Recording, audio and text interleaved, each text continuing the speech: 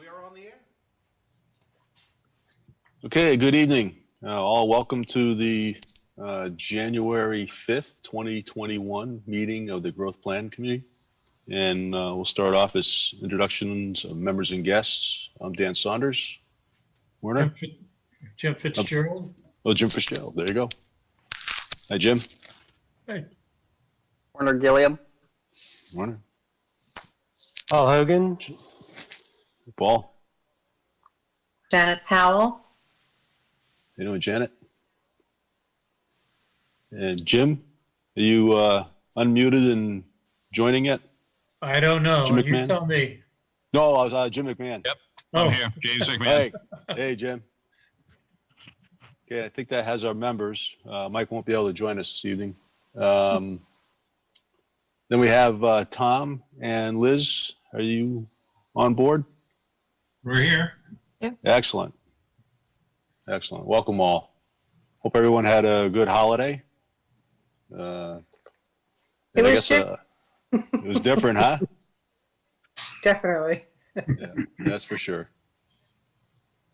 Okay, so first thing on our agenda is the continued discussion that we were having on the economy chapter, which was a really good discussion, but unfortunately we ran over our time limit, so we had to sort of shut that down. I'd like to pick it up if we can. And I think we were in the middle of discussing the different strategies in that section, and specifically on from Janet's minutes, we were talking about the 15-minute concept. And it's always a little hard to get the thing rolling again, but it was rolling pretty good at that last meeting. It was disappointing that we had to shut it down. Well, we're prepared to pick it up again and run with it. Yeah. Liz and I were talking earlier today about the public outreach we discussed too in the surveys. Yep. And we wanted to make sure that, however the meeting runs tonight, we have time to get the survey discussion in. So I guess we'll leave it to the committee. Do you want to pick up the economy discussion or you want to jump into the surveys? I would suggest maybe we jump into the survey so we get that done. If Okay. that's a need, so that we can make sure that we have that covered, and then not have to worry about the time so much. Thinking exactly the way we were.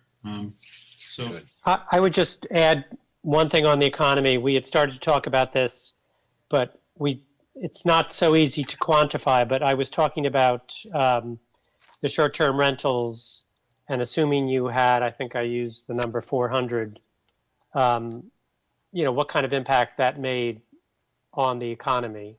And it seemed to me we need to find a way to inventory that and articulate it and,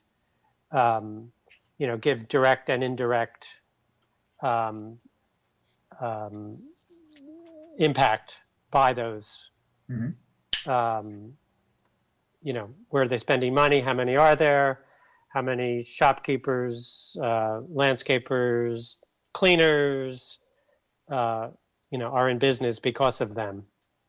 They're not employees like, you could say, oh, the hotel has the largest amount of employees in the town, but in the aggregate, there are a ton of independent contractors that work in those businesses, in those properties. So it seems to me there needs to be, it's a reality, we need a way to quantify it. And like anything else, what are our strategies for or against it? Do we want to support it? Do we not want to support it? Like we support, the lobster industry, Right. for example. Okay, well, we haven't quantified it yet, Paul, but we can certainly do that or take a stab at it. Okay. I mean, I think Werner got some numbers in a different context for the amount of people who pay. I don't know if he got aggregate dollar numbers, but he got, he was able to get from the state the number of people who paid lodging taxes to the state. So that's one data point. If they gave us that number, they would probably give us the dollar amount. And then there's another piece to that, and that is because the realtors collect the taxes themselves and pay in bulk, that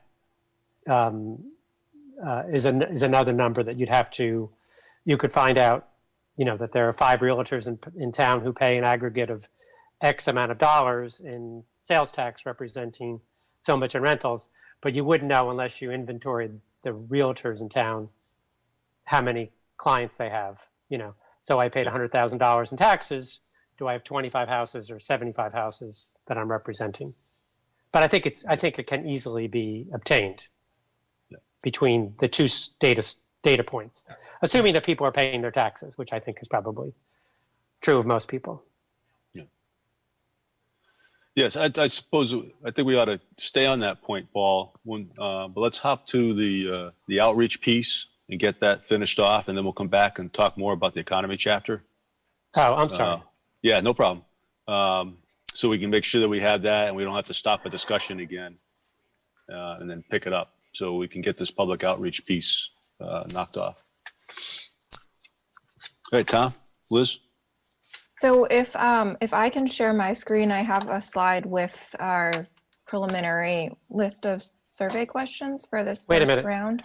No baby pictures? No baby? Yeah, Liz, hey. The baby is not attending the meeting, and that is Yeah. a good thing for everyone. She's had a little bit of a rough day, and I already stumbled through a couple phone calls with her. So Yeah. she is downstairs with my husband. The door is closed. Yeah. Okay. Congratulations. Thank you. Congratulations. Yes, absolutely. So let's see. Can you see my PowerPoint slide there? Yes. Okay. Is it large enough? Yes. Perfect. Okay. Great. So Tom and I put together a list of just a few potential survey questions that we could put together a short Survey Monkey and have some print versions also available to help keep people aware and engaged of this process, and also to collect a little bit of information along the way that we can use to help shape the additional public outreach efforts and some of the content in the chapters. So would you like me to just read through, Tom and I to just read through these questions to start with? Sure. Okay. Tom, do you want to start? Sure. Would you favor the establishment of an area in town to be set aside for businesses that cater to local residents? The key words here are local residents, because you have plenty of businesses that cater to other people. For example, specialty food shops, healthcare, coffee shops, personal care services such as barber shops and beauty salons. And we were talking somewhat about that at our last meeting, and we can discuss it some more tonight too when we get back to the economy chapter. But that's the first question we're throwing in the ring. By the way, we know we're not going to be putting 8 questions up this month. Tonight we just want to figure out which questions resonate the most with the committee, and maybe choose half of these. Mhm. Question number 2 is another one that came from last week's discussion. I can't remember which one of us brought it up, but it was food trucks. So it thought it'd be interesting to take the temperature of the town. It says, would you favor allowing food trucks in an area of town? We're not being specific as to where, but just seeing if the concept gets people excited, or maybe it won't. Mhm. Question number 3, when a municipal vehicle is due for replacement, do you favor a replacement that is a hybrid or electric? And in the course of my work on the plan, I've discussed, had some conversation with town officials, and I was a little surprised. There's a fair amount of support for converting from gasoline-powered vehicles to electric. There's a price tag involved, though, so that's the balance that the committee and the town is going to have to work with. And Maybe not if you take the whole life cycle of the vehicle, as opposed to the purchase price. Right.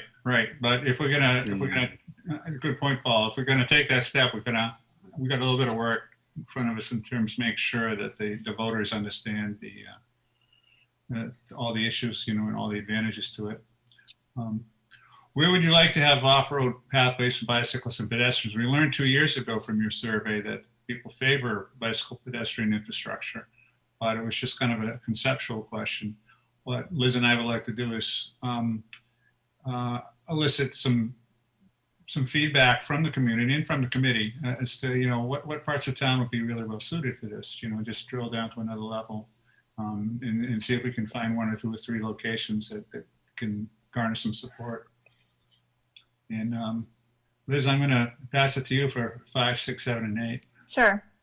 So number 5 is, do existing natural areas, beaches, and outdoor recreational areas meet your needs? And do you have any recommendations for the town? Do you support development of large-scale solar arrays or solar farms in Kennebunkport? Are you planning to move from your current residence in the next 5 to 10 years? If so, what kind of housing will you look for? Condominium, rental apartment, 1 or 2 bedroom home, or 3+ bedroom home? And the last one is, are there locations in town that are hazardous for pedestrians? If so, please list these locations. So we thought this would be a good opportunity to collect a little bit of anecdotal data with some open-ended questions. So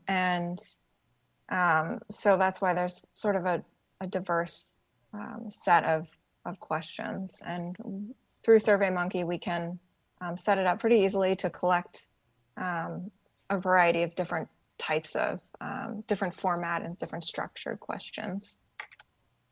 Liz, on number 7, which I think is a great question, if there's a way to tease out further, where would you like that housing to be?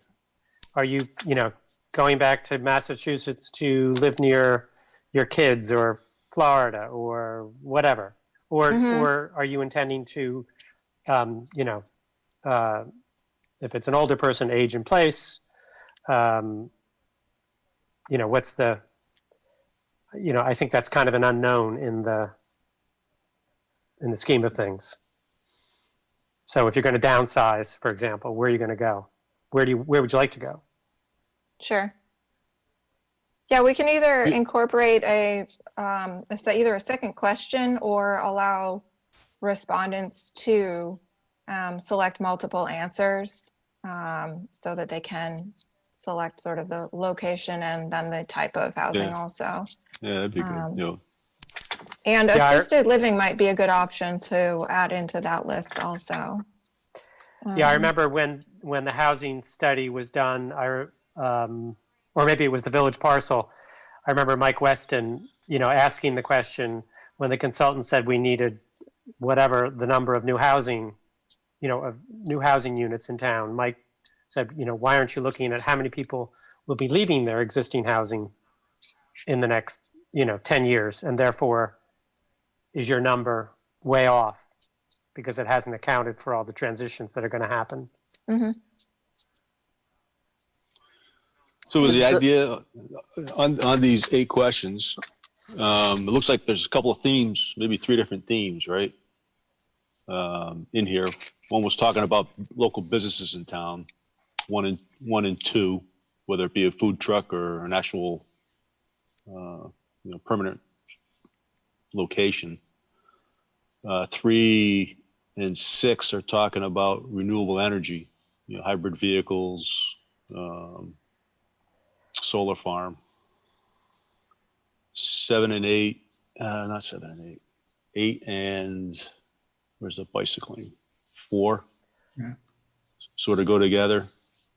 Would it be best to put them together as separate, like a weekly or what were we talking about? Every other month, sending these out, or monthly? That was a discussion last meeting, was every other month.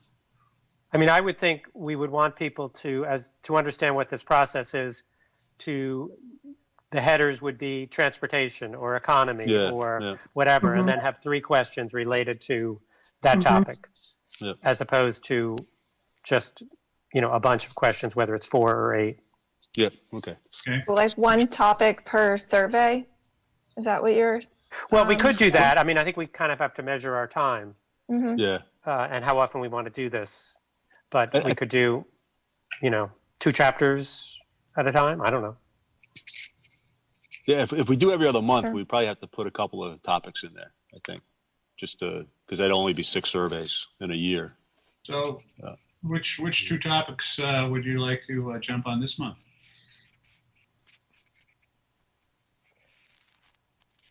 I would choose ones that would interest people as opposed to the order we're doing them in necessarily. So what are the most kind of interesting things? I know natural resources tested very high in the Yeah. surveys a couple of years ago. Yep.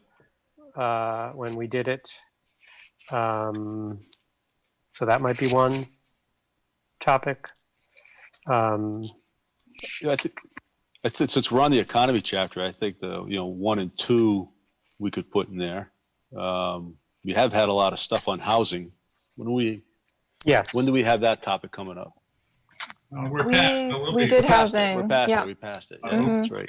we'll be circling back because we don't have much public input yet. So Yeah, right. we've always known we're going to pivot back.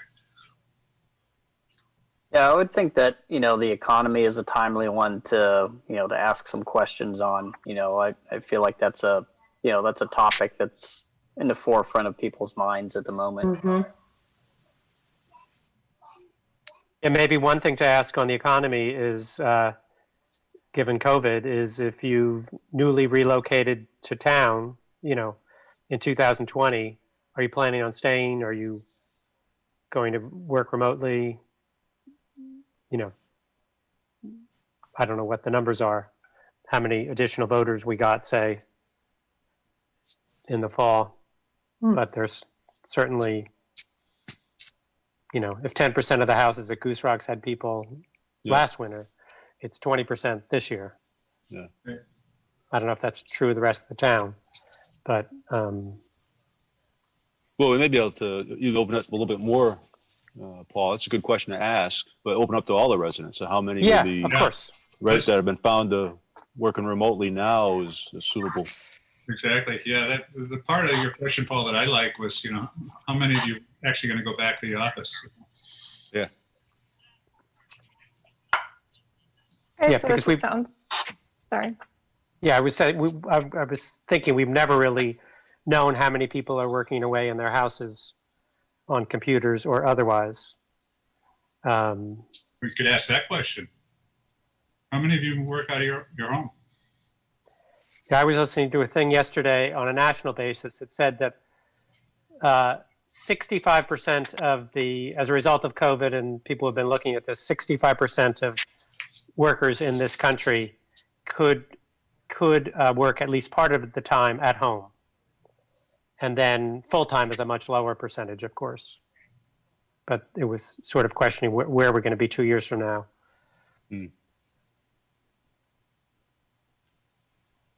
Yeah, that's a good question to ask. We should put that in there.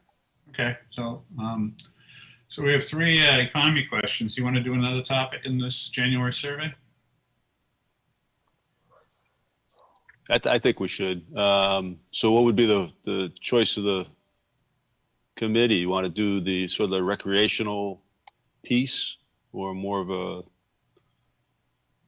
the solar panels, hybrid vehicle, wind farm type renewable resources?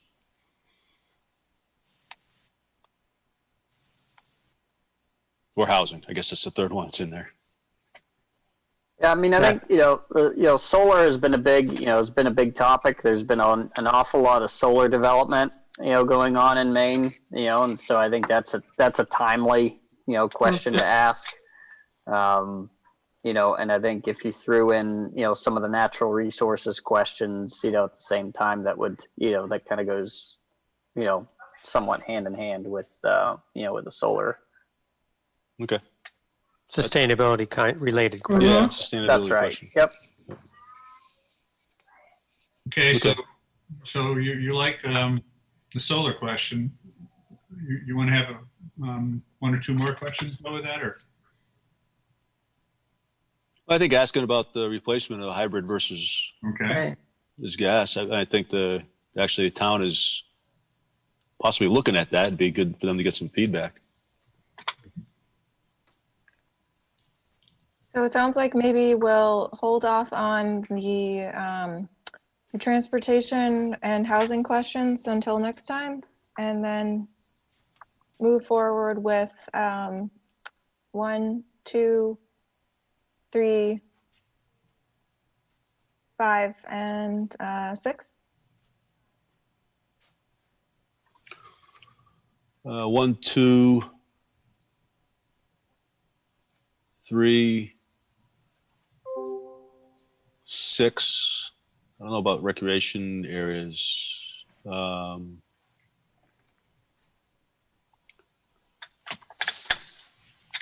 And And then maybe we add one. We add the one that we Paul mentioned about working remotely. remote working, yeah. Yeah. Yeah, and that would kind of fit in with I think 1, 2, and 3. Economy. The Sort of econ- economy type stuff, topics. And then we can come up with a third one for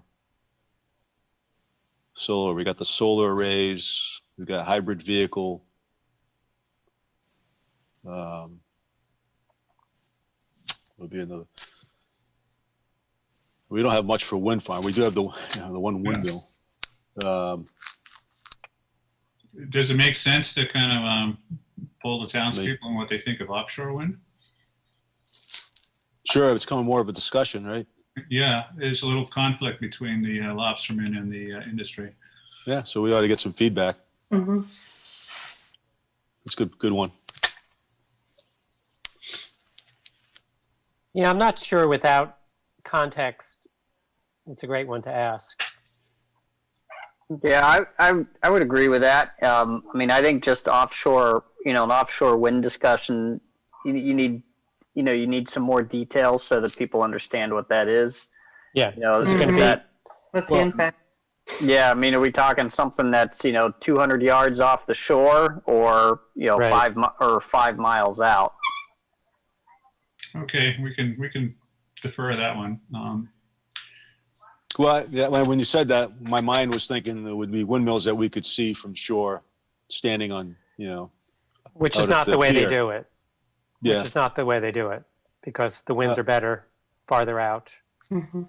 It's all about optimal location. All right.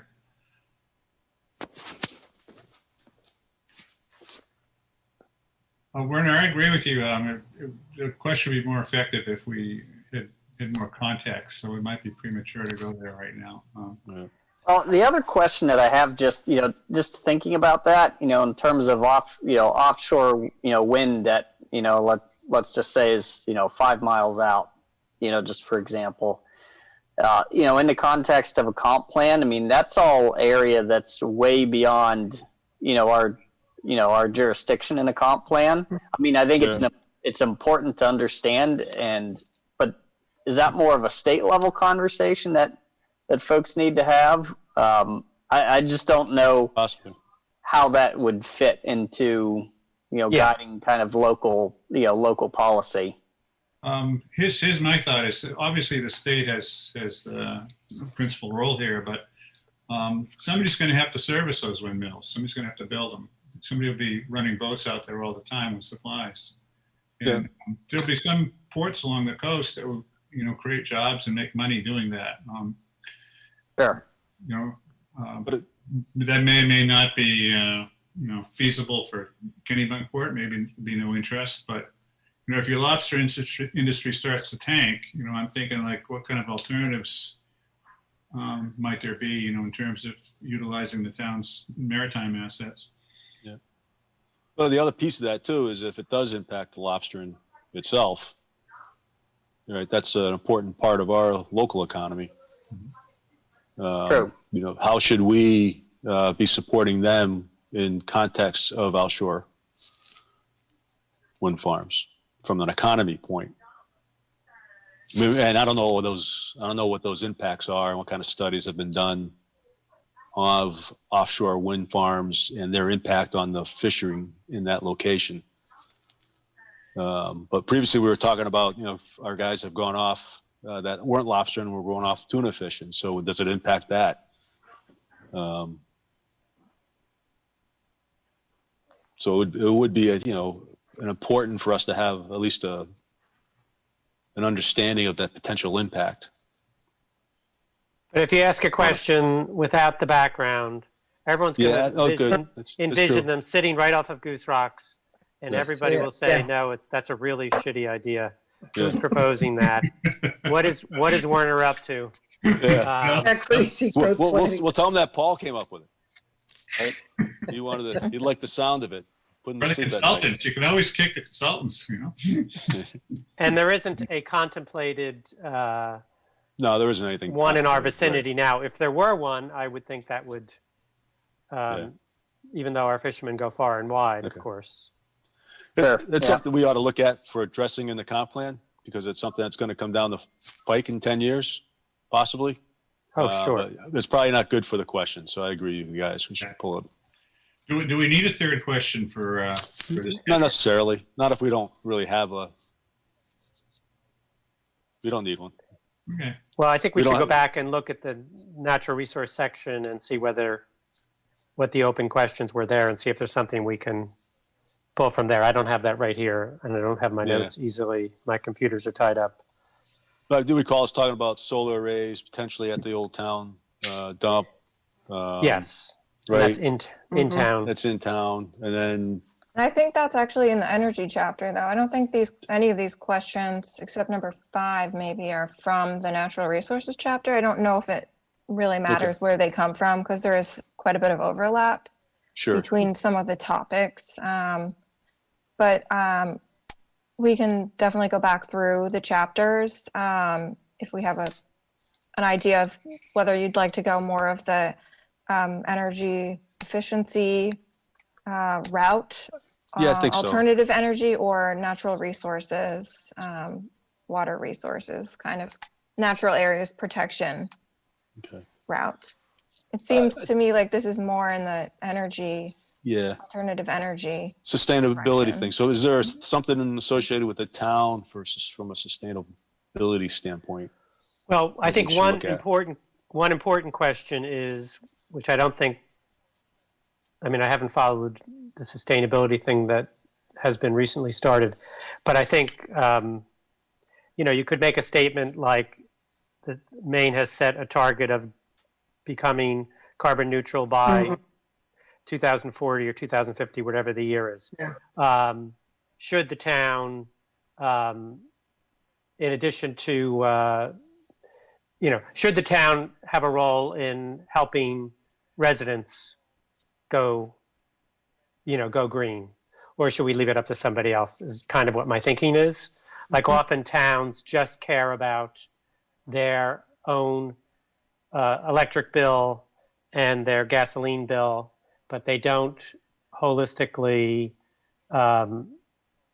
focus on the rest of the town, where most of the impact is. The town's footprint is relatively small compared to the impact. So, for example, you could require that all new houses in town have heat pumps, or have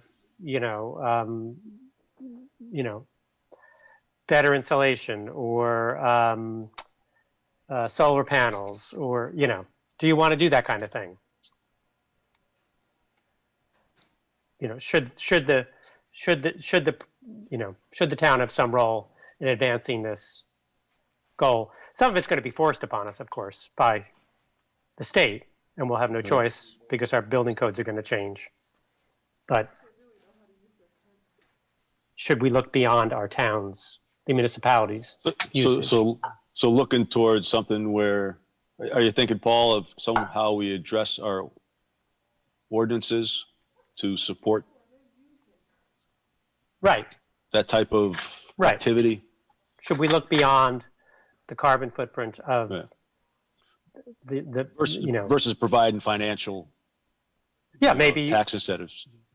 right, and Yeah, maybe it's like you make sure you don't tax solar units, or you don't up somebody's, if they put on heat pumps, you don't, which reduces the carbon footprint, that you don't tax them for that, because that's the public good of doing that is, worthwhile.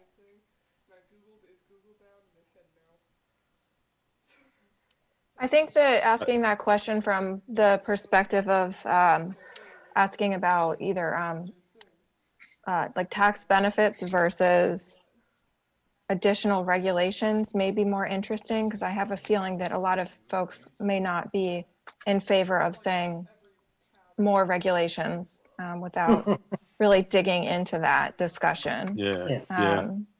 How much is this going to cost me? Mhm. I mean, either way, it might cost some residents something if tax rates if there are tax benefits given to some individuals. But I think that could be an interesting question to see what type of willingness there is to support the benefits of reduced carbon emissions on private property. I mean, the state's wrestling with these issues. They've come out with a plan. Now it's up to them to move the next step and say, well, how exactly do we do that? Yeah. How do we accomplish this? Mm-hmm. It's not going to happen by itself. You know, Yeah, I'm thinking how do we phrase that? yeah, I So don't know. that It's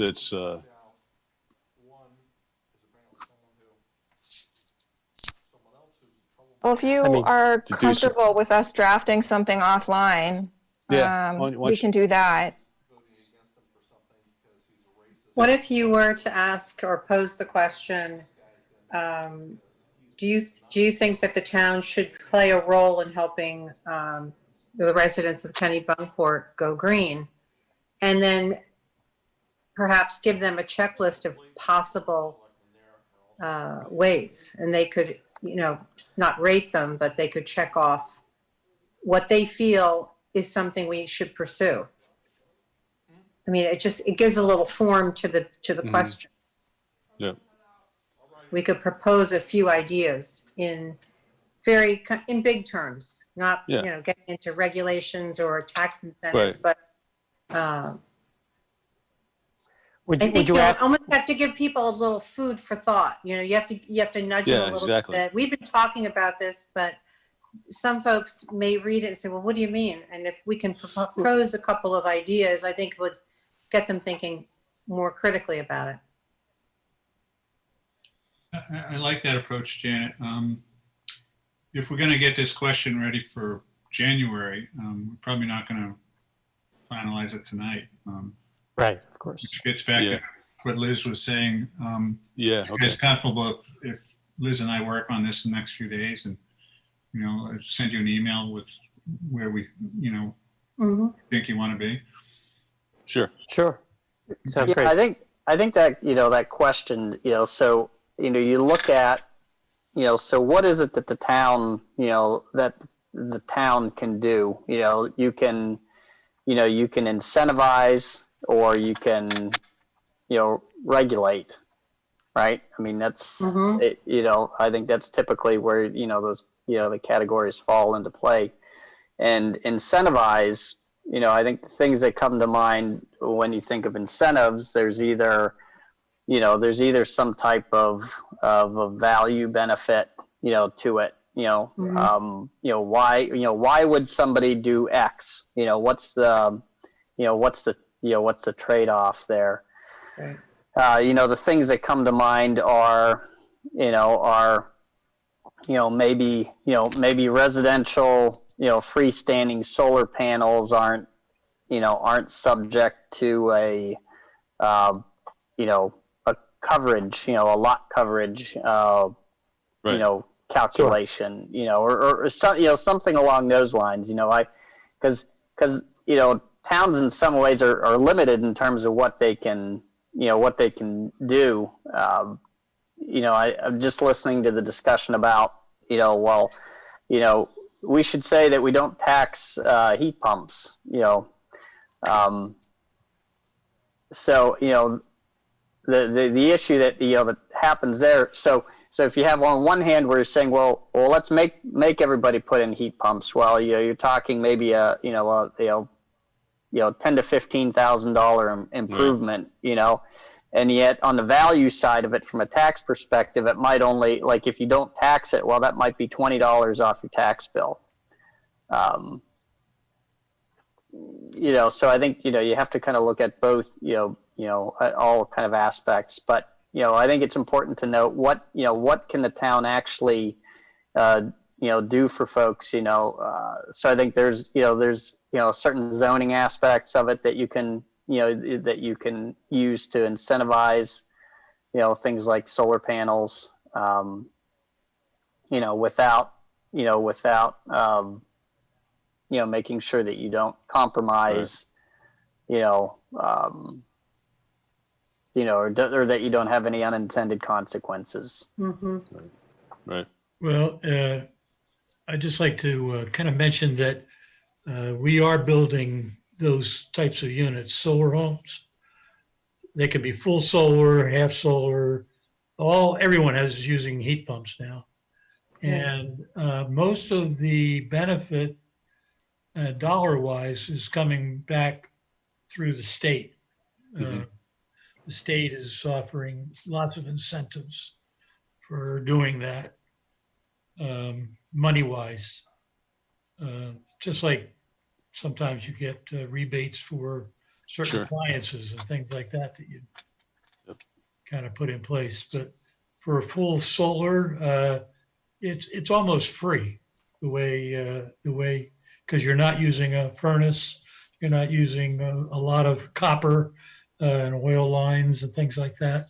So there's a lot to be said for both, but a lot of that incentive comes from the actual cost of putting it in, and then not having to pay, your electric company, or if you're doing solar and that type of thing, for a long period of time.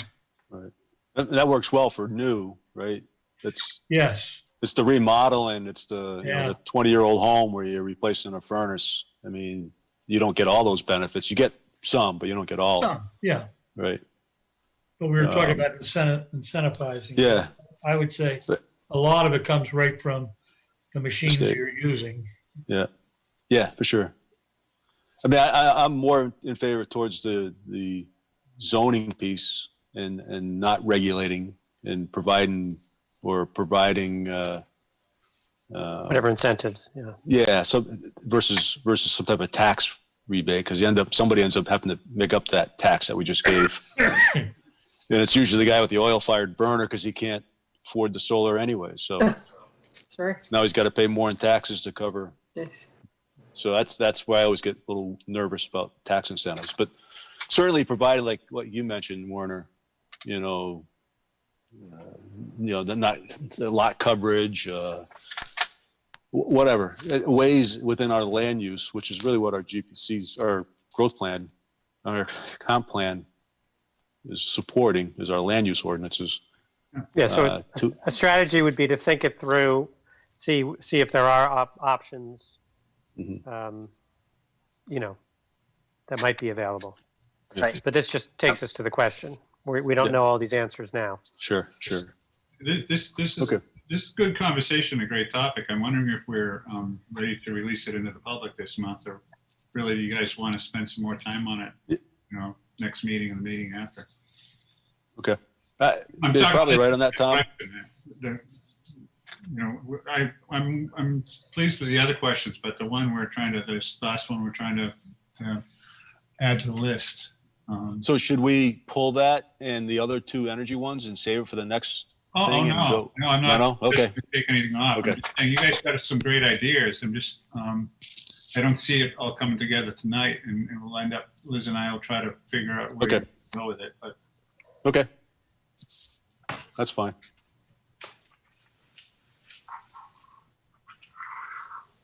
Yeah, and maybe just, maybe the question is just trying to get some feedback as far as, generally speaking, do folks support, the pursuit of looking for incentives, for folks to go green?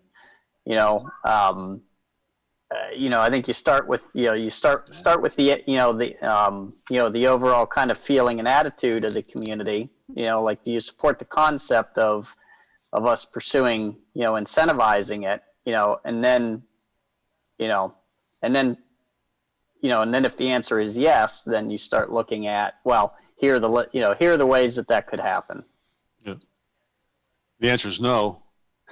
I don't know if we want that answer yet, so we may not want to ask that question yet, because we certainly plan on building this kind of stuff into the comp plan, right? Right. And so we don't want a no answer before we can finish educating, Right. right? So that'd be my only concern. So maybe I think it's good that I think it's a great topic, but maybe we're not ready to ask it yet. Yeah, I mean, ultimately, what we're getting into is we're starting to get into like specific strategies. You know? We are. Mhm. Okay. So let's go with those 5, I think. We can Okay. just go with 5. All right, well, we'll draft it up so you can see what it looks like and Great. be ready to ship it before the month's out. Excellent. Good conversation. All right, so that's number 4. Let's hop back to the economy chapter. Okay. Now we got the things flowing a bit. So Paul, you're talking about short-term rentals, its impact on economy, some information we received on taxes. How do we capture that? So Tom, is there data out there that's sort of general? I imagine there is. I haven't looked yet, but I'm sure we'll be able to find some of it. Okay. I would think that there's a way to quantify,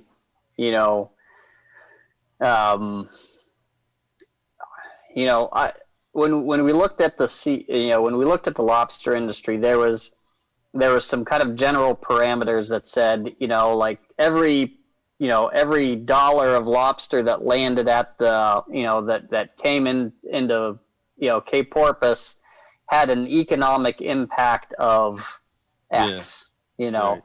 And I think that maybe that's if there's some data that supports something like that, if you can say, all right, we generally understand that with every dollar of lodging tax that's spent in the community, that translates into this amount of other economic value, right? The multiplier. Right, exactly, because you're using that as, if we're using that as kind of the litmus to say, there's this amount of tourist-driven lodging that's happening, whether it's, and maybe at that point, you can split it out into here's hotels, here's short-term rentals, I don't know if it can be split out, quite like that, but then, maybe then with, that with a multiplier applied, you can start to get a better grasp of it, if that makes sense. So like hotels are X, short-term rentals are Y, because we know that we collect, that the state has collected this amount of lodging tax, and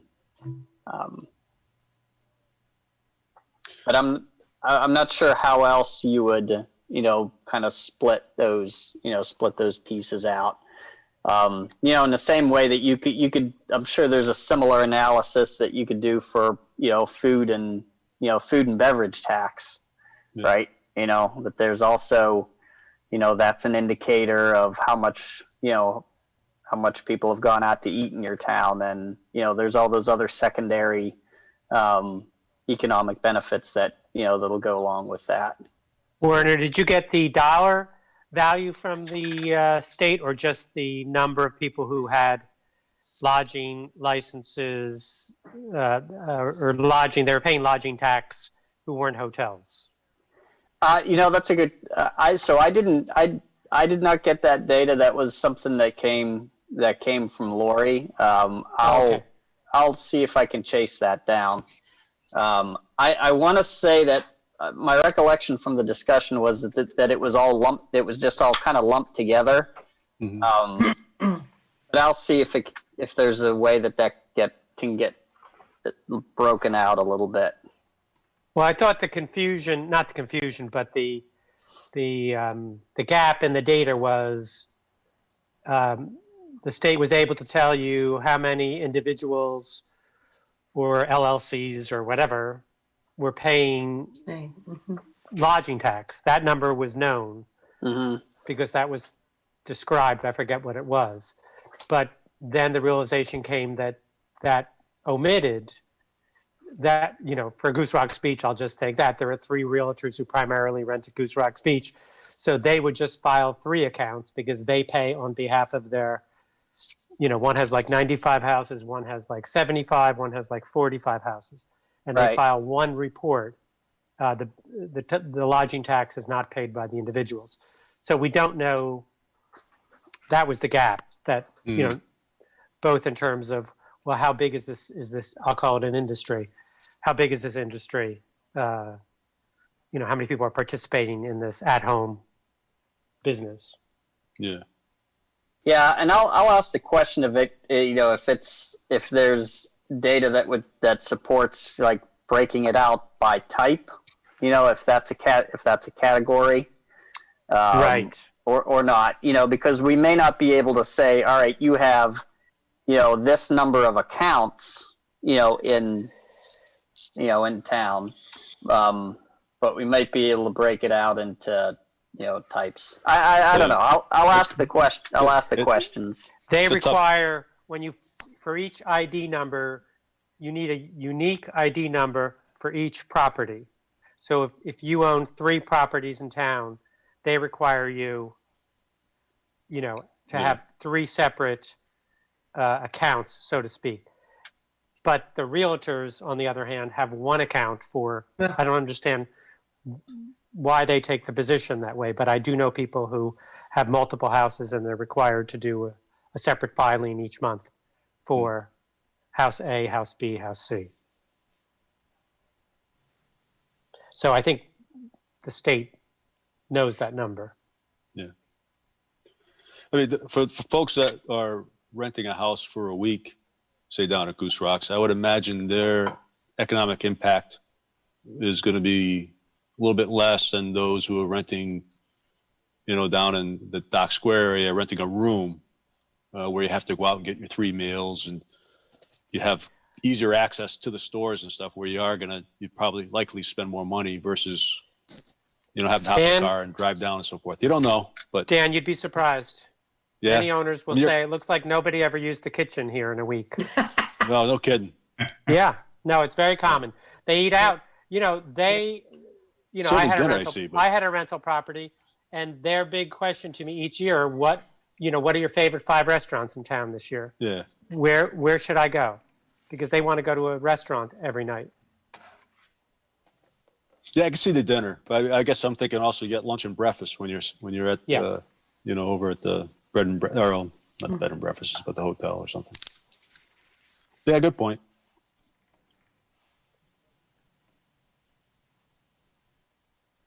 You could tell I'm cheap. Yeah. We go out. You go to a campground. We go to a campground. Go one dinner during the week, either Burger King or McDonald's. I think that we could probably find some studies on the sort of general economic benefits of short-term rentals, maybe not specifics for communities in Maine, and we may not be able to tease out some very exact numbers based on, where people shop and how many Right. meals they eat out. But Yeah. I think there's certainly been research at a national level on what some of the benefits of short-term rentals are to communities, because there has been pushback about sort of the negative aspects. So I think that Right. there has been sort of some research on the flip side too. So we could Okay. comb through some of that research and see what we can compare.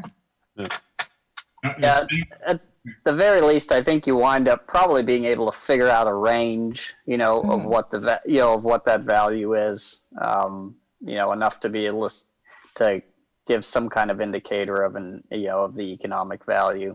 Mm-hmm. And it's been a while since I've read the Campion study, the town commission, that firm out of New York. Yeah. But as I recall, they couldn't help but, address some of that Yeah, sure. in the course of their work. It's just been a while, so I don't remember exactly what they said.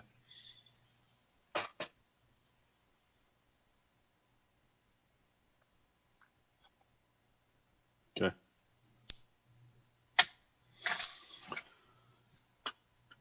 Okay, what other part of the economy chapter did we have open? Did we finish that discussion on the 20-minute neighborhood? Well, 15-minute city? yeah, well, we were in the middle of it when you adjourned the meeting, so I assume that you Yeah. might not be finished.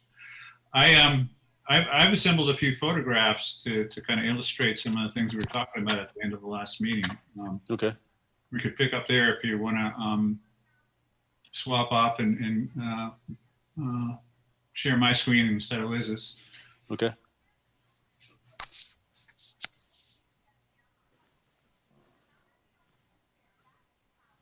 So I know that's where we came up with the whole idea with the food truck that Jim brought up. Right. Was all. Right. I have a few graphics about that too. So if somebody would give me permission to share my screen, we can step into that. Dave, you got that?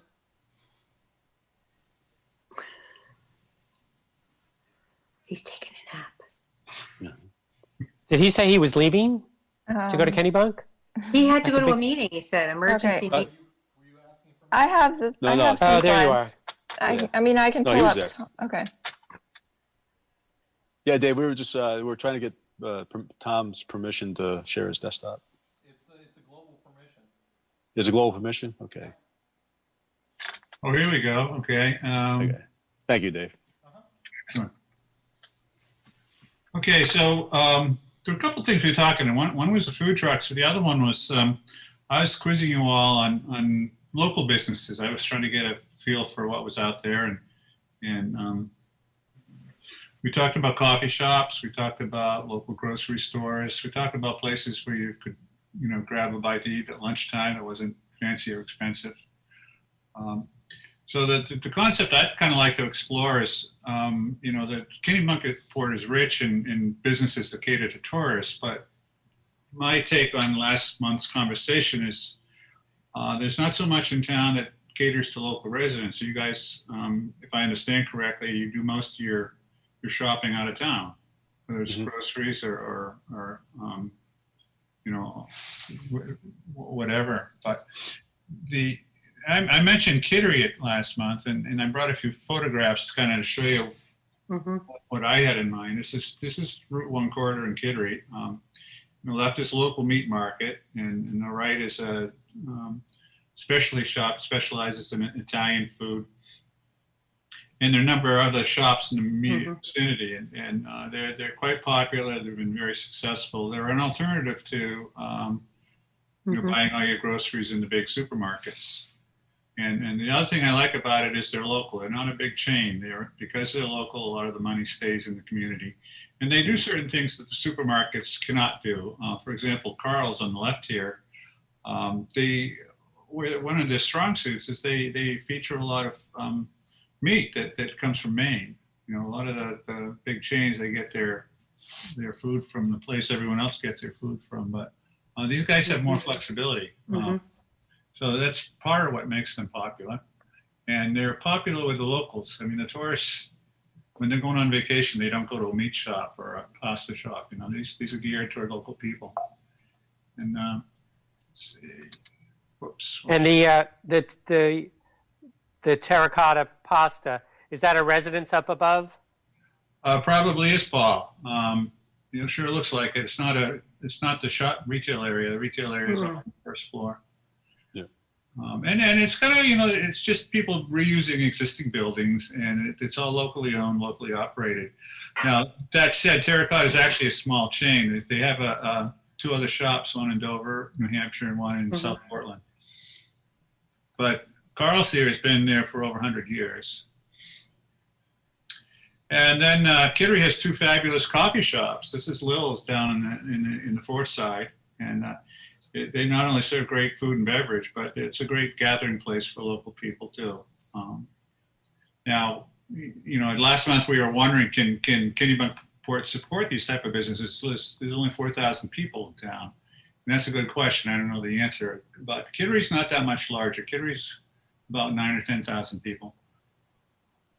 And here's the other bakery that's fabulous in Kittery. And they're gathered. They're centers for the community. A lot of people they don't go there just for the coffee and the food, but they go there just to hang out with their neighbors and see what's going on in town. Yeah.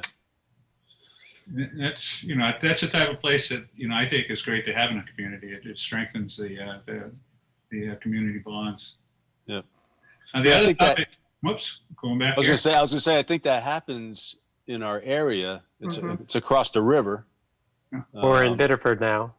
Or in Biddeford now, but I don't know if because we do have the residential mixed use ordinance that we put in for exactly that picture you showed. Right. Of the pasta. That's what we were sort of. Yeah, that's what I envisioning. was.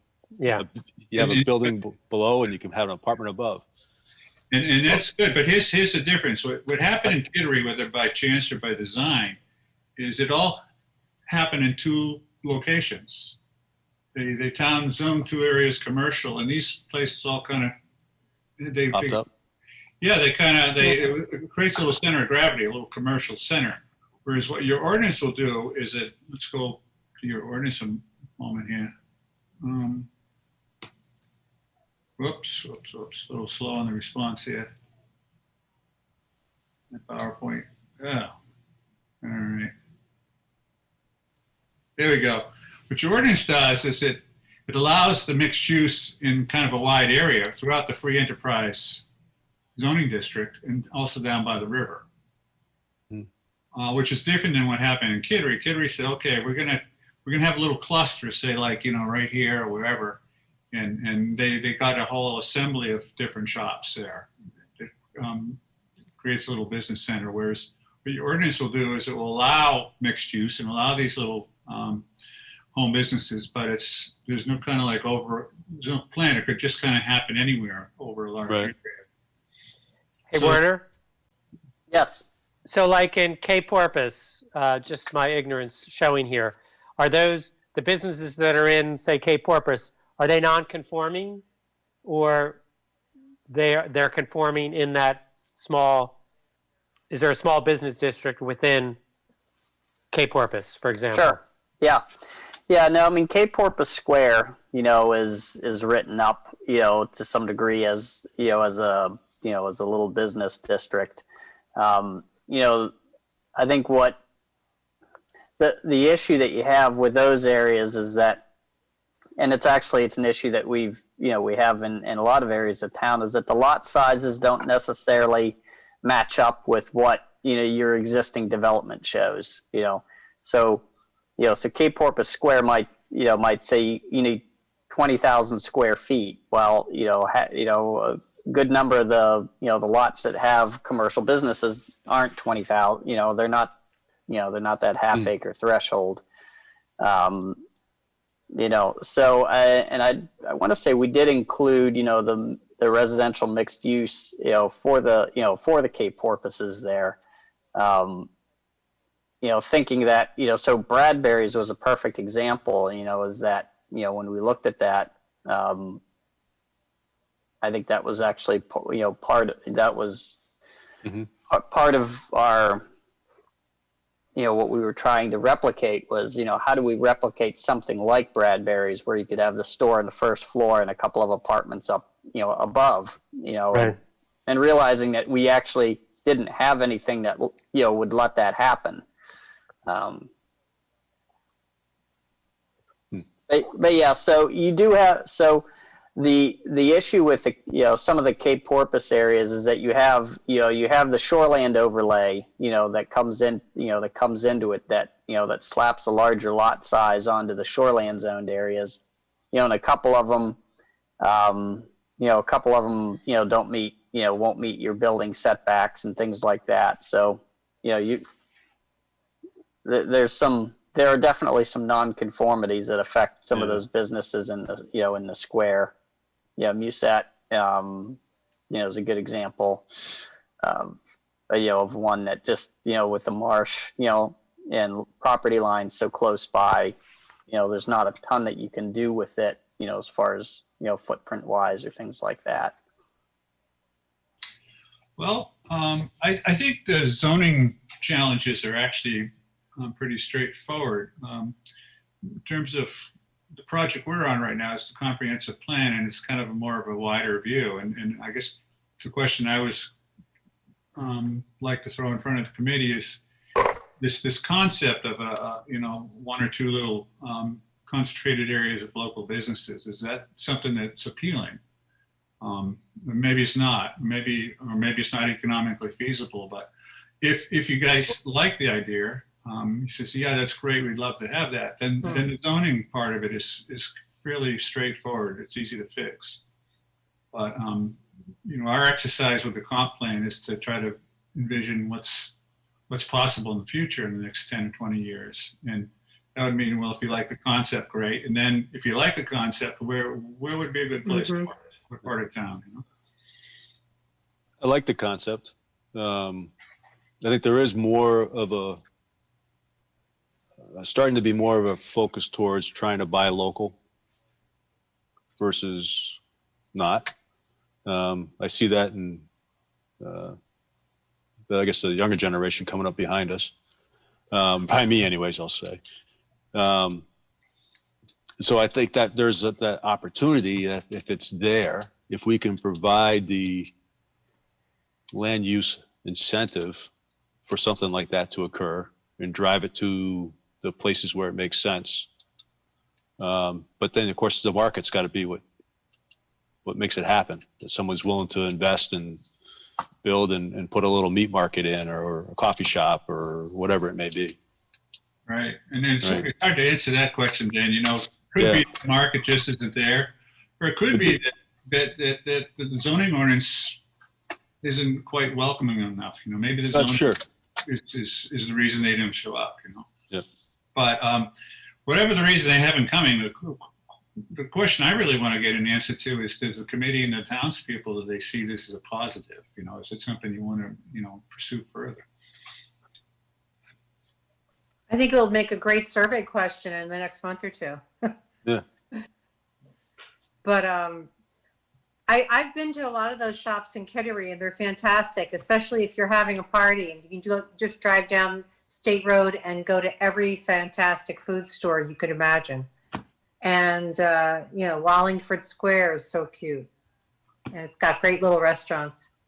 And, I'm thinking the same thing. It's like things have already kind of been developed, unless we were to find a stretch that maybe had more, I don't want to say more traffic on it like Dock Square, but a road that's more like a straightaway where there could be some more shops that would be accessible and maybe a little bit away from Dock Square, so that when you're out and about doing other things, it's not in the center of town.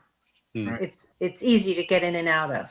What about the Village Parcel? I know that's been a subject of a lot of discussion. Is it something that might fit in there? And that was something that was, certainly talked about in the portion that is along North Street, that there could be a little village center there, so to speak, that would not be focused on tourists. There wouldn't be T-shirt shops and stuff. It would be, it would encourage that other kind of development. Coffee shop. I think you've got a couple of parameters, that you have to hit. I think one is that, you want it, what I hear is you want it close, but not quite too close. You want it, and you want it to, to encourage, some business types that aren't necessarily tourist driven, businesses, but you also need some density really in order to make that, happen.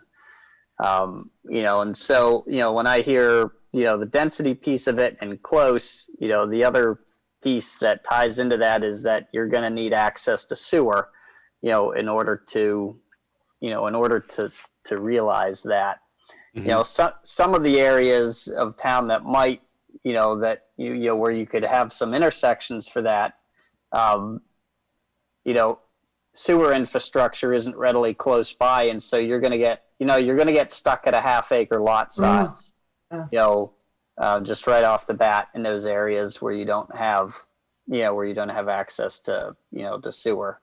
But I think the village parcel is a good, is a good location to look at, because there is sewer access, and it is to some degree a bit of a blank slate.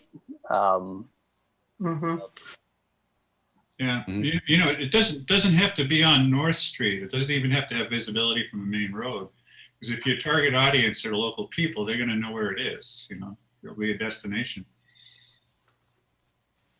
One of the things that I remember about Cape Porpoise Square is where Musette is now. Used to be a really fine morning breakfast place with Oh, yeah. lunch and casual dinner, specials every night. Across the street from that was the Captain's. Ugh. That's now a residential property. Yeah. Things change. That's one of the hardest things is to, you can get them in there maybe, but if they can't meet their monetary needs, Yeah. they get out and they turn it over, and you never know what you're going to get next. Right. Yeah. The gas station is now, that could be a really nice little restaurant right there, or a morning breakfast place. But the gallery next door to that probably would have been much more fun if it was a meat shop or something like that. But it's not, because you have a Right. meat shop at Bradbury's and things like that. So Yeah. I don't know. Bradbury's, that area, Dock Square, that's what I would envision is more like a Kittery, is that closeness. But real estate agents have moved in. Lots of different things have moved in, and Yeah, we lost that as a local center.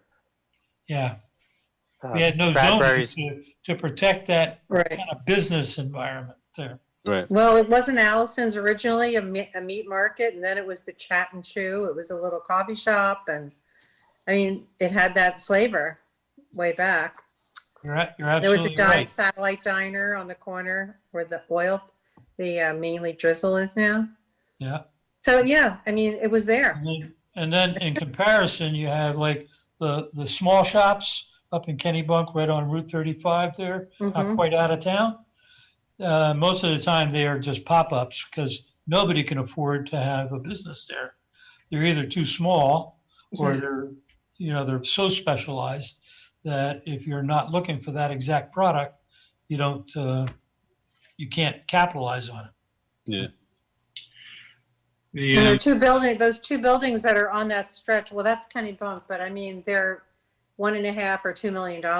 So we're talking about a big investment, right? Right, but I'm just talking about kind of something with a little center to it, like Yeah. Cape Porpoise, Right. Square. So if we Yeah, can it's find cool. another place like Cape Porpoise Square and zone it properly, that might really work. Yeah. I'm hearing, What's the- I mean, Well, and I think that's been that was certainly part of the discussion with Village Parcel. I think the other question that comes up, looking into the future is, with dealing with climate change issues, what does that do to Dock Square? And is there at some point, like, does there need to be another location where you could have your commercial center in town that isn't necessarily right on the river, and what's that going to be? I don't think that's not a 10-year conversation, but I don't think it's a bad thing to have that question out on the horizon. Mhm. Yep. The village parcel conversation, has that been resolved or is that still ongoing? No, that's, I mean, that's all been wrapped up, in the report, the report written. I think, looking back at that process, it's, I think it's a big concept for folks to, to swallow and envision. It's sometimes I think it's tough to look beyond, your immediate lifespan to think beyond, the next 20, 30 years about how an area may develop, as opposed to I'm here right now and this is how I want to see it. I think that's what some of the struggles were, that I heard, in that conversation. Doesn't mean that folks don't like the idea of, the concept. Well, it's the typical, dare I say, NIMBY conversation that you hear. It's, people not objecting to the idea of,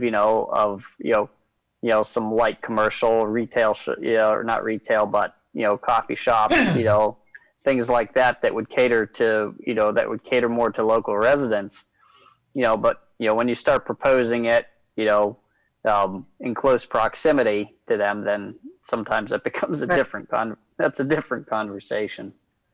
But yeah, but I do think long term in the future, that piece is going to be an important, it's going to be an important piece.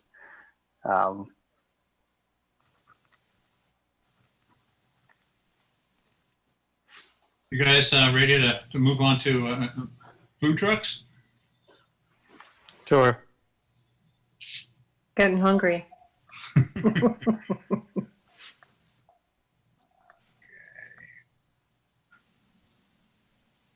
we go. So another example from Kittery. This food truck pod's been around for close to 2 years now. Obviously, they're not operating in the middle of winter, but it's been fairly popular, and it's a planned development. It was not a very attractive piece of land. It's not even sure what used to be there. It's just some old hot top, and they've converted it into something far more interesting. This is how it looked last summer, and you can see over on the left you got your barbecue food truck, and on the right the black one is Mexican. The trucks rotate in and out, and it's pretty informal, and it's been fairly popular. It's situated in an area that's not anywhere near any residential neighbors, so nobody's been complaining about it. We were discussing food trucks at the last meeting. I just came back tonight to show you what one looks like, and it's not that far down the road. Now, 3, 4, 5 food trucks might be a bit much for a quiet town like Kennebunkport. And there may not be a market for it, but there's another flavor of food truck too, and that would be this one's out of Portsmouth. It's a single truck called the Wrap Shack. They have some great food, and their audience is all local. It's not geared toward the tourists. It's situated on an abandoned gas station that nobody knew what to do with. They struggled for 10 years. It's in the middle of a residential part of Portsmouth. And the gas station was just an eyesore, and people struggled. And then this food truck showed up and started selling wraps. And it's been very popular with local people. The tourists, it's not on their radar screen, so they don't come. But there was, Portsmouth has enough residential density, they could easily support this, particularly if it serves food. But this might be more of the scale that would fit better in Kennebunkport than what we saw down at the Kittery Pod. So those are my 2 illustrations of what food trucks might look like. It's interesting that like Condon Donuts, they have a huge food truck thing that is very, very, very popular. The biggest problem they have is parking. So they had to make new parking lots and everything for people. But when you were talking about all this, I was thinking of behind Bradbury's, where you have, a fairly good sized parking lot. and area there that is kind of off the beaten track a little bit, yet still, caters to that same area, the Cape Porpoise Center type thing. That would be a great spot for a couple of food trucks or 3 food trucks or something just on the weekends or something like that, just to kick it off. Werner, what's our zoning on that? If someone wanted to put a food truck there, could they? What are the restrictions? Yeah, so right now, and I think, we talked about this, before, is that, a food truck, somebody wants to set up a food truck, on the lot, that's for the public, to use. The closest definition that I have would be to call it a restaurant, and, I mean, that would involve, it's a conditional use in the zoning. So that would involve a site plan review through the planning board and, and things of that nature. The ordinance isn't necessarily well set up for, what I would say are, kind of lower impact, call it temporary commercial, Right. development, kind of like this. It's not really set up to, to have a streamlined process for it. I mean, So what have towns done to make it easy? I'm up in Bethel tonight, and there are like 6 food trucks within 3 miles. They're in one's in a bike shop parking lot, one's in a gas station parking lot, one's in a brewery parking lot, one's in let me see. Well, there's one in a grocery store parking lot, and they've become, wonderful, particularly since COVID, but they Right. were here before COVID and very popular. And, we're kind of in a food desert up here. So, that I can get some food, is just unbelievable. So Yeah, no, it's a good question. I think, some communities don't regulate them at all. Right. I think some will. So at a local level, for instance, like if we, selectmen, are in charge of, issuing Vittler's licenses. So I think some communities have provisions for, that have like a Vittler's license that goes along with these. And so, that certainly is one approach, that you can have, if you did it through a licensing option where, say for instance, you had, the selectmen could issue 10 food truck licenses, for the year. And, you could do it, and, maybe there was a designated area, or, say it had to happen in a zone where restaurants were conditional use, something like that, is what I would expect, I can certainly look at Bethel's ordinance to see, how they deal Newry with it. too. Newry has a bunch too, Yep. which is the adjacent town between me and the ski mountain. Yeah. So the zoning, if it needs to be adjusted, can be adjusted pretty easily. Yeah, it's whether you want to encourage them or Yeah. not, and where. Right. Exactly. Your charge as a committee is just that. If you like the idea, okay, let's take the next step, and is where would it make sense? Where would be appropriate? Another area which Yeah. strikes me, Goose Rock centric, but there's a huge area around Goose Rock's Dairy. The big Yes. restaurant there was never Yep. able to make Oh, it. right. Yeah. Right. With many Yeah. owners over many years, and there's a big building. Yep. But goodness, Yeah. I have to drive 15 miles to get food. Right. Yeah. If there were food trucks in the summer or right. winter, or fall, that had some interesting things in that parking lot. Now that's a crowded space. The Dairy guy does very well, but Yeah. He's only Yeah. open Right, till Labor Day? Yeah. No, I've Something like often that. thought, Paul, I've often thought that spot is, is an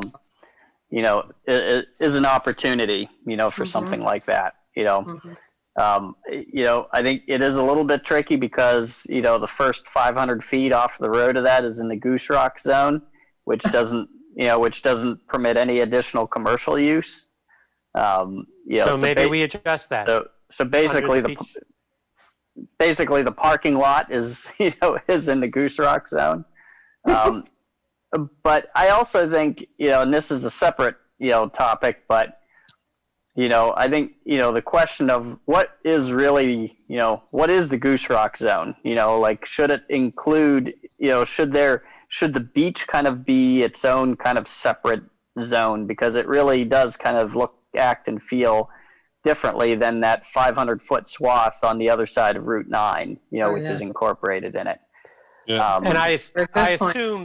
assume the intent 30 years ago by the planning board, or 50 years ago by the planning board now, was so that it didn't, no offense intended, it didn't develop and look like wells, near the I would beach, ag- so that I would it agree became a with strip that. mall. Yep. Mhm. Yep, And I would agree with that. It prevented a strip mall effect, Mhm. which we all benefit from, just except that there's no place to eat. You outwitted yourself. Yeah. Right. Yeah. Right. This is long And- before me. Consequence, you're all hungry. Yeah. No, I agree. I think that's exactly what the intent was. The intent was that 500-foot, swath, down Route 9. There's for all practical purposes, there's no commercial development permitted along that strip. Right. But And for so- example, does it have to be 500? Could, if you made it, something so that, 250 or something like that. So maybe something away from the road that didn't, you drive through, where was I? In, what's that fancy resort I went to a wedding, fancy resort in South Carolina. Well, you don't see anything along the road. It all looks lovely. And you go back 300 feet and there's these, there are supermarkets and grocery stores and whatever. But the road itself maintains the look of, That's good thing. it's all planned and it's all, but, back 250 feet, then you have this, it's all done very tastefully. But it doesn't ruin the, it doesn't give you 1,000 driveways off of the highway, like in Wells, to slow down traffic and everything else. Yep. So, I think, Werner, I think you raised a good question, about the Goose Rock zone. Should it, That is a good question. That'd probably be a great spot, especially when you start thinking about over in Biddeford, how the growth of UNE as a university, right? There's opportunities for those people who come to visit their kids. Probably want to stay in our town. So there's opportunity for business.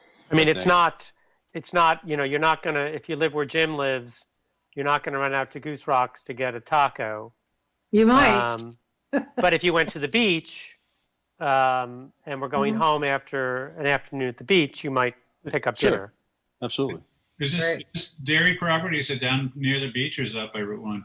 Yeah, it's very close to the beach. Yeah. It's only maybe 1,000 feet or 1,500 feet from Dyke Road by the campground. Then you have do you have a lot of population density to support walking to it too? You won't have to drive. Well, there's a resort next to it, at least That's a in good the walk. warm weather. It's a seasonal population. I wouldn't unless you count, the resort at Goose Rocks and the campground. Those are the only two areas that are really, that I would say are walkable, to this location. Well, what about or at least safely, anyways. Well, these food trucks, they take a break in December and January too. The business drops off. So Yeah, of course. Yeah.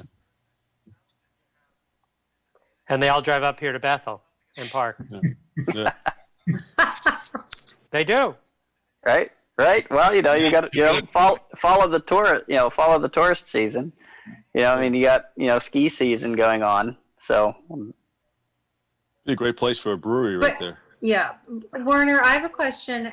We're talking about Yeah. something like point, the Dan. food truck pod, and if an individual had an idea for a food truck or had a food truck, would they be able to, if they had a license, maybe partner with another business who did have a bigger parking lot and be an independent, an isolated or an individual food truck under this potential licensing proposal? Not Yeah, so- currently. not easily anyways. I mean, the way the ordinance is written, so say you've got a retail establishment and you want to do a food truck, in the parking lot of the retail establishment. Mhm. So under the current ordinance, those wind up being treated as two principal uses, and so Oh, okay. now you double the lot size, and now now it's subject to a planning board site plan review, and Yeah. so We could change that. you say those two things, and that usually, for most folks, it Right. gets intimidating at that point. Yeah, Yeah. they'll run out Bedford at that point. Even though practically speaking, there's, is there an issue with it? Well, no. Right. There's not an issue with it. But Well, we could change those type of things. Yeah. Right? Right. But your job is to figure out what you Yeah. want, where you want it, and then Right. see if it will fly in a larger community. I think in general, like I said earlier, I think more people want to buy more local. So if we can provide opportunities for those local businesses to start up through our changes in land use ordinances, whatever we need to do that, at least have that as a strategy to look at how we can change those to encourage that type of development. Werner, what about the area opposite, towards Cape Porpoise, opposite the school? All of that land. What is that zoned? you mean directly across the street from Consolidated? Yeah. It's Yeah, wet. past Jim's neighborhood. Where the big fields are and the Yeah, hills. so that's Village Residential. That's Village Residential. So Yeah. if you wanted to put some shops in there or whatever, you couldn't. That's correct. Yeah. That's a good spot. It's kind of wet too. Yeah, kind of wet. Yeah. I mean, that's Definitely all wet. right. And yeah, I mean, But that's all, a good bit of that's marine clay, in through there. So, it's tricky in terms of what you could, what you could do in there. Is there plumbing there? Yeah, School sewer, zone. I mean, right. Yeah. Yeah. I mean, well, sewer department's right behind the school. So Right, that's yeah, what I thought. That's why I you've thought got- of that area. Yeah, you've got sewer right there. Like that site there, since we're on that location, is it a great spot for building? Probably not, just based because of the soils that, the soils and the poor drainage, that you have there, but, in terms of, so say thinking of something like solar, would that be a good location for solar? Now, I don't know exactly how that site orients, but but you've got phase 3 power that runs right down through there. And so, it's an easy click into the grid right there. Question is, do people want to look at it? That's, Right. that's a whole other question. But then, something like food trucks, all right, so a parking lot, say a gravel parking lot. Well, all right, gravel parking lot on marine clay, you're not real worried about you're not too worried Weight. about that. Right, exactly. So things like that, I mean, I think are practical possibilities. The question, that I think, and is, and maybe this gets to some of the, some other survey questions is, would you would you be okay with a small location for food trucks in the village residential area? And when I say small, like, maybe it's, maybe you have, an allowance for one or two, not something like Congdon's, because, Congdon's is great, but, for those of you who've gone there, the traffic is is crazy, and there's there's a lot going on. Is that right by the donut place, or they? It is, yeah. It's in their parking lot, yeah. Yeah, that's where you get your liquor. That's right, yeah. Beer and a donut, There you go. But I think like for maybe for VR, having saying, all right, so maybe you only allow two at a site, two food trucks, and so it limits the the amount of traffic and impact that that you might have.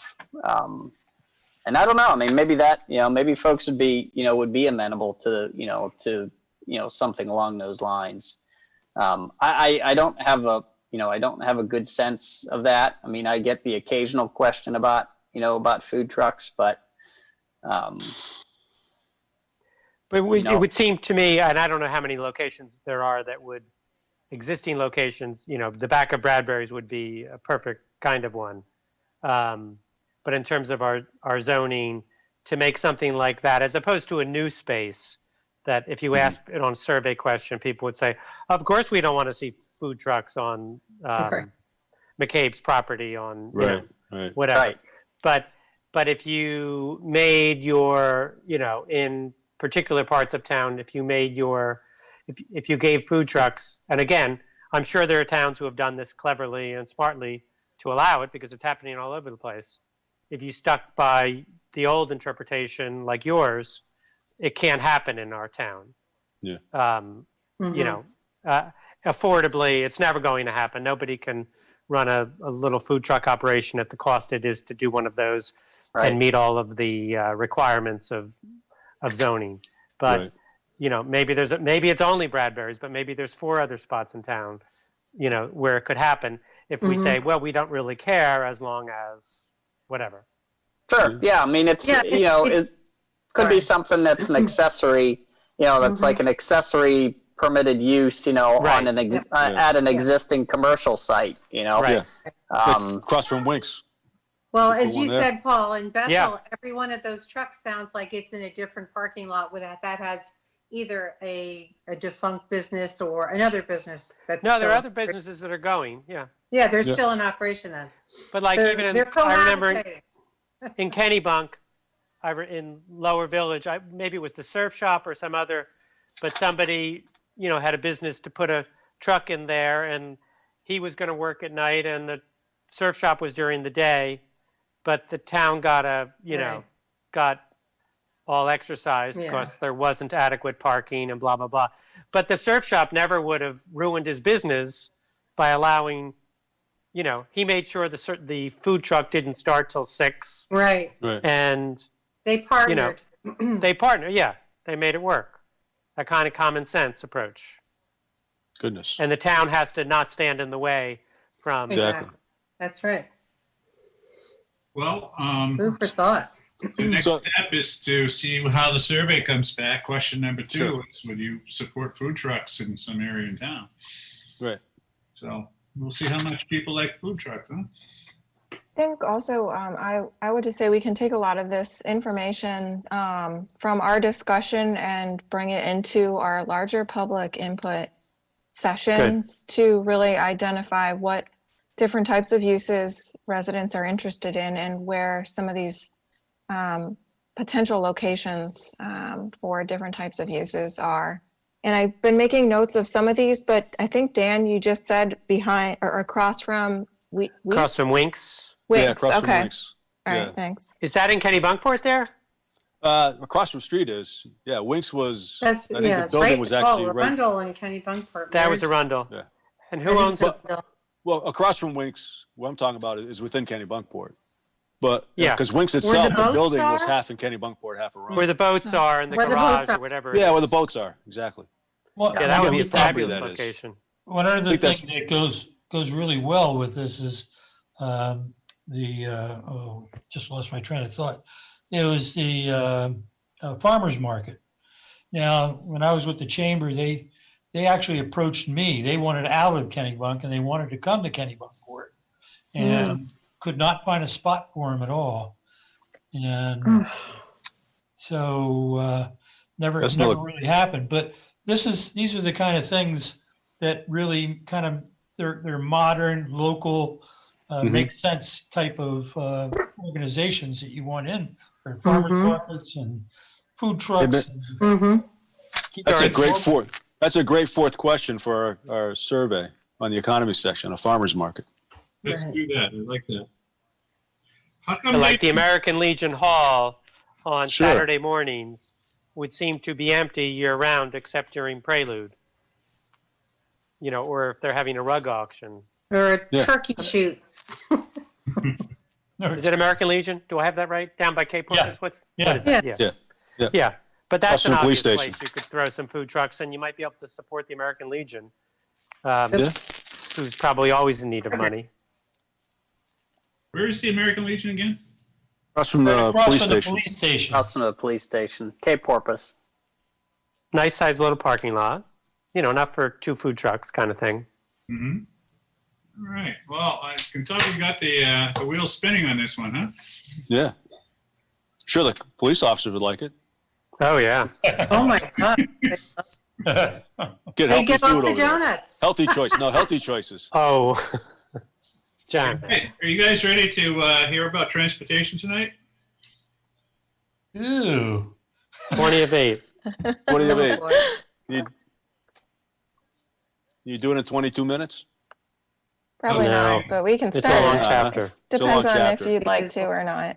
Yeah, I think we should put that for the next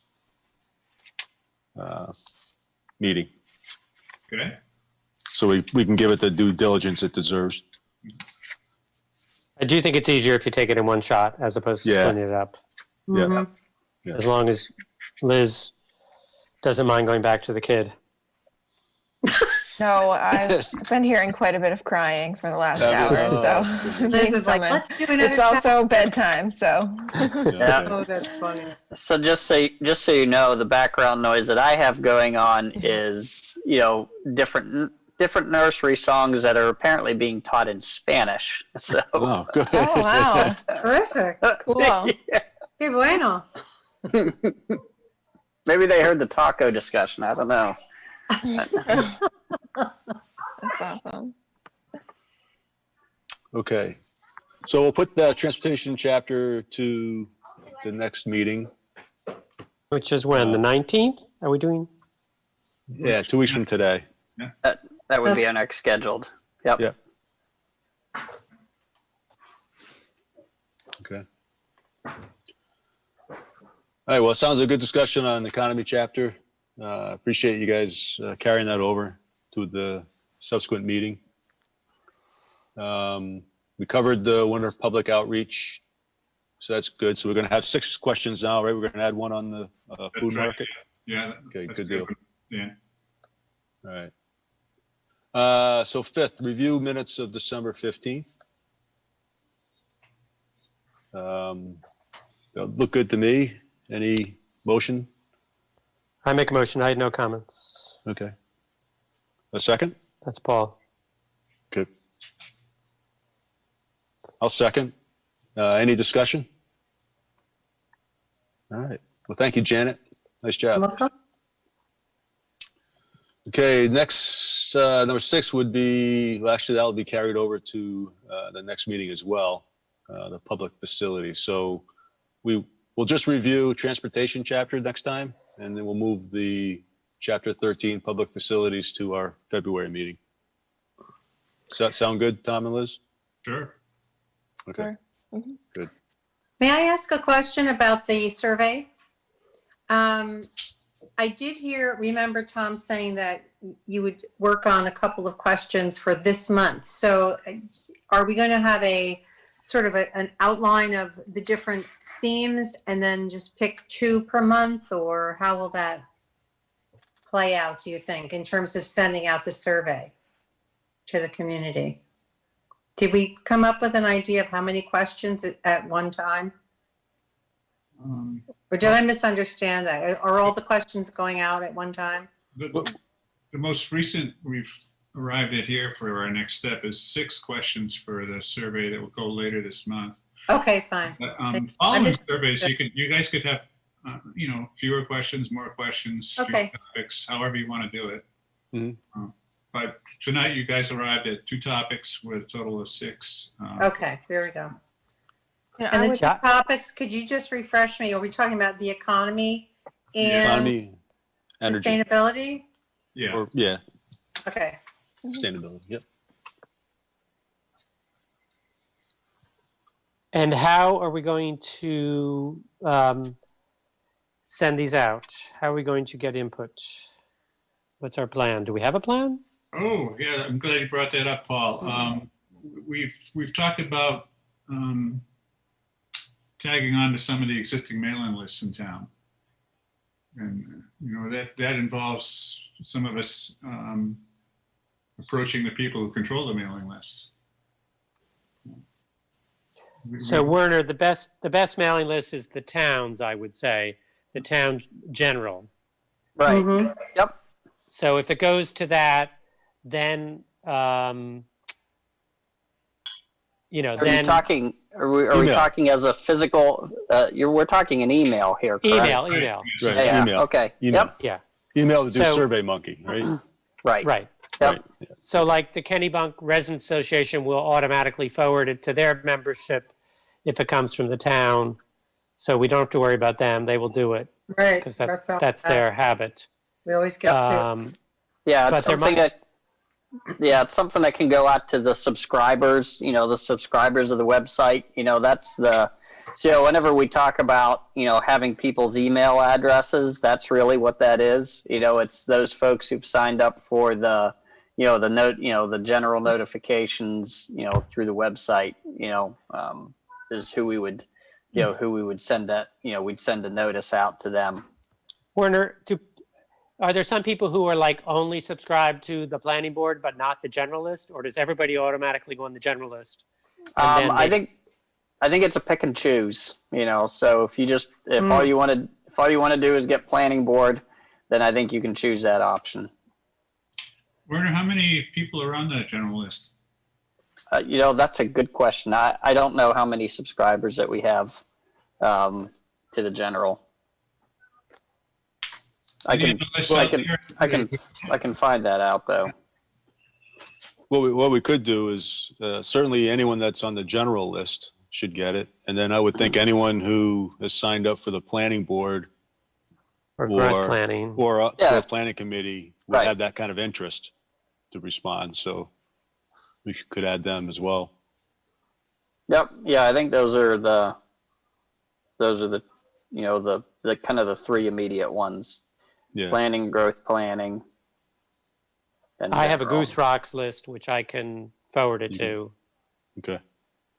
I would say we also make a couple copies available, printed copies. We can reformat something just as a one pager and have them available in the town offices too, just in case someone hears Sure about the can. survey but doesn't want to deal with electronic response.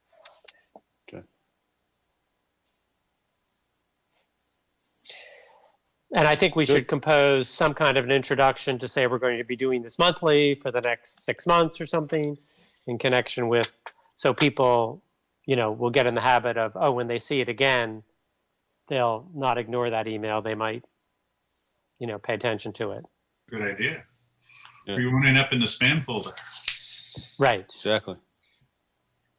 right. And we could even call them survey 1, survey 2, survey whatever, so that they, look for them.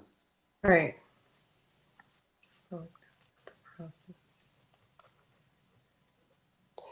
And maybe when we send subsequent ones, we could send a link for the prior ones if we're not closing out the survey, so that someone who wakes up in April and finds out there were 2 other ones, they might get interested in April's and want to, do the earlier ones. We can also send them the link to the results of the prior ones too. Oh, absolutely. Yeah. Yeah, that's a great idea. Yeah. Yeah, We can that makes- post that information on the website too. Good, great. Good. Cool. Boy, we're rocking and rolling here. Productive. This is the new us. The year 2021 has begun. I make job. a motion, we adjourn. Woo! Jim was never going to do that. Oh, I'll second it. Excellent. Any discussion? Okay. Hearing none, I will say that we are adjourned, and I'd like to thank you, Tom and Liz, Yeah. Thanks. Thank you Norman. both. for Thank you supporting us. very much. Thank you all. Yep, thank you. Yeah, thank you. Have a Thank great you, night. Dave. The little one. Bye. Yeah. Thanks.